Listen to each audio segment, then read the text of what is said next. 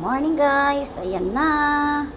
Malapit na maluto ang aking pansit. Menu for today is ginisang bihon, tritiula. Yan, pansit sa umaga.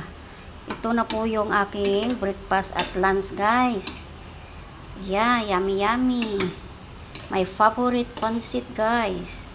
Ito ang luto ng Ilongga style. Yan. Yummy yummy, diba? Hindi nga lang ako nakabili ng atay ng manok. Ang sinahog ko baboy. Yan guys. Luto na siya. Konting ano pa, dry siya konti. Ayan guys. Pansit. Nakakamiss naman kainin. Kasi pag bumili ka dito sa labas, iba naman yung pagluto nila guys. Nilalagyan nila ng alamang. Ang pansit dito sa Malaysia, iba. Puti naman ang color guys. Ako gusto ko ganyan. May soy. Ayan guys. Yummy tummy na guys. Pero bago ako kakain, ako ay alay muna sa aking mother and my two brother na nasa hibin na guys. Kasi ito paborit ng aking nanay guys. Pansit gisado guys. Ayan.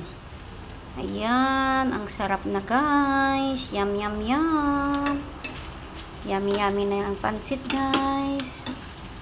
Lapit na siya oh. Diba?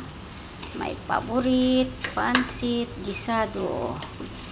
Ayan. Kukuha muna ako ng maliit na plato. Ito ay aking lagyan muna natin. Yan. Ito para muna sa aking mother and kuya. Yan. Alay ko sa kanila ito guys. Na kahit papaano tuwing luluto ako, mayroon din silang makain. Ayan. Ayan guys, luto na. Kaya ready na for breakfast. Makapagkape na ako nito guys.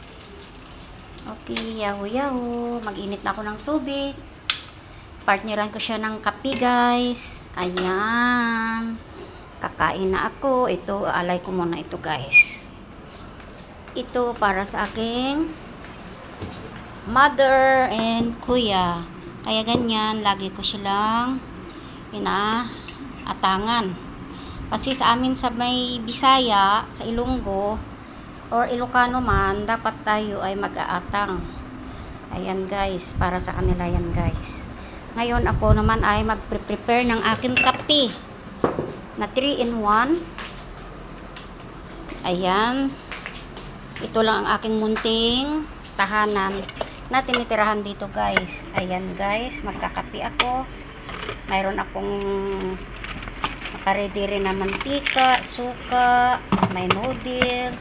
Ayan guys, kaya kahit papaano, mayroon akong naka-ready na mailuto pag ako ay wala nang pambili guys.